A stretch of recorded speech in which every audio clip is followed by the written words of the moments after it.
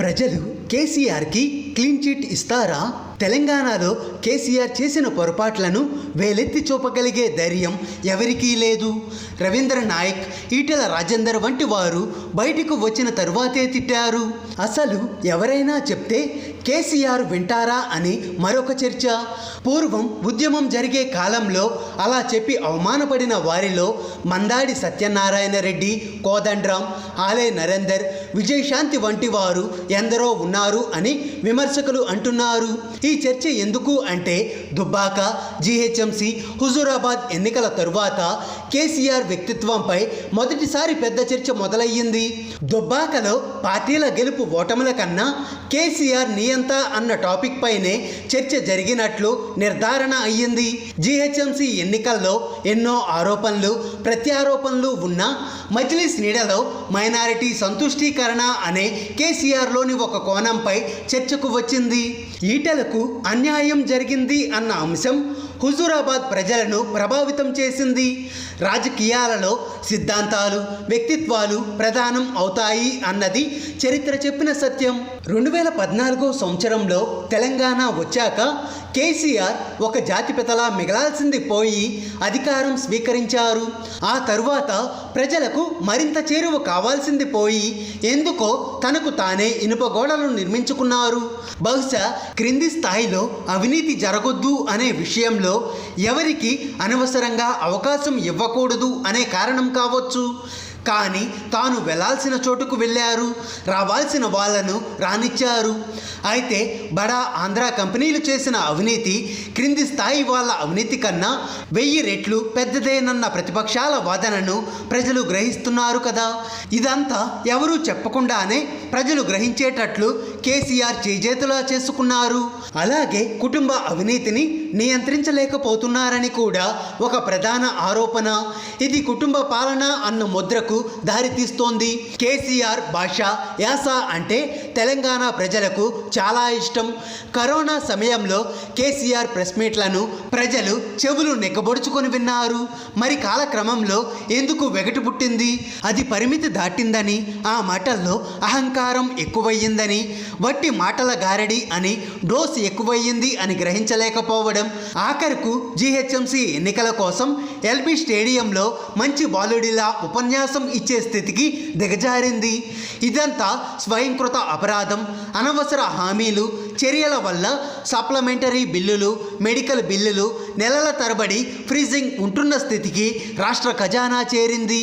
పెన్షన్లు, రైతు బంధు తీసుకుంటున్న వాళ్ళు మాకు ఓట్లు వేస్తే చాలు, ఎవడితో అవసరం లేదు అన్నట్లు మితిమీరిన విశ్వాసంతో ప్రవర్తించడం మిగతా వర్గాలలో వ్యతిరేకతకు కారణమయ్యింది. తలసాని శ్రీనివాస్ యాదవ్, మహేందర్ రెడ్డి, ఎర్రబెల్లి దయాకర్ రావు, కడియం శ్రీహరి వంటి వాళ్ళు ఉద్యమాన్ని తీవ్రంగా అణిచివేశారు. వాళ్ళే ఇప్పుడు మళ్ళీ కేసీఆర్కి పట్టం కడుతుంటే సమాజం ఎలా ఒప్పుకుంటుంది? ఉత్తర తెలంగాణను సస్యశ్యామలం చేసే కాళేశ్వరం ప్రాజెక్టు కట్టడం మంచిదే. మరి ప్రాణహిత చేవెళ్ళ, పాలమూరు రంగారెడ్డి ప్రాజెక్టులు ఎందుకు ఆగిపోయాయో ప్రజలు ఆలోచిస్తారు కదా. జగన్ను కుటుంబ సమేతంగా ఆహ్వానించి పోతిరెడ్డిపాడు ఎత్తు పెంచగానే శత్రువుగా చూస్తా అని ప్రకటిస్తే జనం నమ్మకపోవడం న్యాయం కాదా? గంటా చక్రపాణి, గోరటి వెంకన్న వంటి వారికి పదవులు ఇచ్చిన ఘనత అంతా కవితకు ఎమ్మెల్సీ ఇవ్వడంతో కొట్టుకుపోలేదా? ఉద్యమ కాలంలో ఉద్యమాన్ని కాంగ్రెస్, టీడీపీ వాళ్ళు తీవ్రంగా అణిచివేస్తుంటే కేసీఆర్ చేసే పోరాటానికి మద్దతుగా నిలిచిన ఉద్యోగస్తులను, ఉపాధ్యాయులను పూచిక పుల్లలా తీసివేయడం, కొందరు ఉద్యోగ సంఘాల భజన పరులను చుట్టూ పెట్టుకొని వాళ్ళ వ్యక్తిగత ప్రయోజనాలను తీరుస్తూ ఉద్యోగుల ప్రయోజనాలను తీరుస్తున్నాను అని అనుకోవడం ఎలా ఒప్పు అవుతుంది? 317 జీవో విషయంలో అధికారుల మాటలకు తలొగ్గి అనవసరంగా చాలామంది ఉద్యోగుల కుటుంబాలకు అన్యాయం చేశారు అన్న చర్చ కింది స్థాయిలో గట్టిగా ఉంది. ఆర్టీసీ సమ్మెను నిర్దాక్షిణంగా అణిచివేసి స్కూళ్ళు, కాలేజీలను కూడా బంద్ పెట్టి అందరినీ ఇబ్బంది పెట్టి కేసీఆర్ ముందు వాళ్ళు సాగిల పడగానే కావాల్సినవన్నీ ఇస్తాను అని అనడం నియంతృత్వంగా ఎక్స్పోజ్ అయ్యే చర్య కాదా? తెలంగాణ కోసం మంటల్లో దూకిన యువకుల త్యాగాలకు గుర్తుగా నిలిచిన నిరుద్యోగుల కోసం 7 ఏళ్లలో ఒక్క గ్రూప్ 1 పోస్టు కూడా భర్తీ చేయకపోవడం యువ మేధావులను ఆలోచింపచేయదా? భీష్మ ద్రోణ కృపాది ధన్వినిక రాబిలాంబు అని కేసీఆర్ పద్యం చెబుతుంటే మురిసిపోయిన కవులు పండితులు ఇక్కడున్న ఓరియంట్ కాలేజీలను గొంతు పిసికి చంపేస్తుంటే బాధపడకుండా ఉంటారా? తెలంగాణలో ఎందరో కవులను సృష్టించిన ప్రాచ్య కళాశాల పరిస్థితి దారుణంగా ఉంటే కేసీఆర్ పక్కన ఉన్న కవి నాయకులు చెప్పకపోతే ఎలా? అధికార భాషా సంఘం ఒక్క కార్యాచరణ అయినా చేసిందా?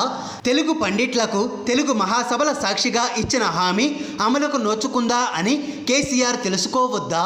తెలంగాణలో ఎన్నో అభివృద్ధి సంక్షేమ పథకాలు అమలు అవుతున్నా ఒక ఇనుపగోడ ప్రజలకు కేసీఆర్కి మధ్య ఎందుకు నిర్మాణం అవుతుందని సమీక్షించుకోవడం పోయి ప్రజలు మేం చెప్పినట్లు ఎందుకు వినడం లేదు అనే తీవ్రతకు రావడం సరికాదు. కేంద్రంపై యుద్ధం అనేది రాష్ట్రాలకు అవసరం లేని విషయం. వడ్ల విషయంలో కేసీఆర్ కేంద్రంతో కొట్లాడే ఆలోచన సరైందే కావచ్చు, కానీ ప్రజలు వడ్లను కేసీఆరే కొనాలి అని అనుకుంటున్నారు. పార్టీలో నాయకుల మీద అభిమానంతో వచ్చే స్పందన వేరు, ప్రజల్లో కలిగే స్పందన వేరు. దేశంలోని ప్రాంతీయ పార్టీలు వాళ్ళ అవసరాలకు అనుగుణంగా కేంద్రంతో దోబుజులాడుతున్న విషయం కేసీఆర్కి తెలియనిది కాదు. వాళ్ళను నమ్ముకొని కేంద్ర రాజకీయాలు చేయడం కుక్కతోక పట్టుకొని గోదారి ఈదడమే. ఇక మజ్లిస్ ప్రాధాన్యతగా కేసీఆర్ చేస్తున్న మైనారిటీ సంతుష్టీకరణ పెద్ద తప్పిదం. మెజారిటీ మైనారిటీ అనే తేడా లేకుండా అందరికీ సమాన గౌరవం ఇస్తాను అని అనకుండా నాకు మైనారిటీలే ముఖ్యం అంటే దాన్ని మిగతా వర్గాలు ఎలా జీర్ణం చేసుకుంటాయి? ఈ సంతుష్టీకరణకు గంగా జమున తెహజీబ్ అని పేరు పెట్టిన మజ్లిస్తో దోస్తానాను తెలంగాణ మైనారిటీ ప్రజలు ఎలా అంగీకరిస్తారు? వ్యక్తిగతంగా కేసీఆర్ జాబ్ చాట్ బాగున్నా దానికి క్లీన్ చీట్ లేదని చాలామంది వాదన. ఇప్పుడు ఎమ్మెల్యేలు ఇతర ప్రజాప్రతినిధులు అన్ని చోట్ల చేస్తున్న భూదందాలు వ్యాపారాలు సెటిల్మెంట్ కాంగ్రెస్ను మించిపోయాయి. ఇదంతా దీపం కింద చీకటి. ఇప్పుడు తెలంగాణలో ప్రజాప్రతినిధులకు జాబ్ చాట్ లేకుండా పోయింది. అన్నీ కేసీఆరే చేస్తారని ప్రజల్లోకి సందేశం వెళ్ళినప్పుడు అసలు కేసీఆర్ మనుషుల్ని ఎందుకు కలవడు అన్న ప్రశ్న సహజంగానే తలెత్తుతుంది. వ్యక్తి గొప్పగా ఉన్నప్పుడు ప్రతిదీ వ్యూహం అనిపిస్తుంది. గ్రాఫ్ పడిపోతుంటే ఏది చేసినా విమర్శల పాలవుతారు. పులి బలమయ్యిందే, అది బోనులో ఉంటే ఎలా? ఇదే ఇప్పుడు మారుతున్న రాజకీయాల అసలు ప్రశ్న. హాయ్ ఫ్రెండ్స్, మా టుడే టుమారో యూట్యూబ్ ఛానల్ చూస్తున్నందుకు చాలా థ్యాంక్స్. మరిన్ని లేటెస్ట్ వీడియోస్ కోసం వెంటనే సబ్స్క్రైబ్ చేయండి. అలాగే ఈ బెల్ ని కూడా రింగ్ చేసేయండి. మా నోటిఫికేషన్స్ అన్ని మీ మొబైల్లో వస్తాయి. అలాగే మా వీడియోస్ మీకు నచ్చితే లైక్ చేయండి, షేర్ చేయండి, నచ్చకపోతే కామెంట్ చేయండి.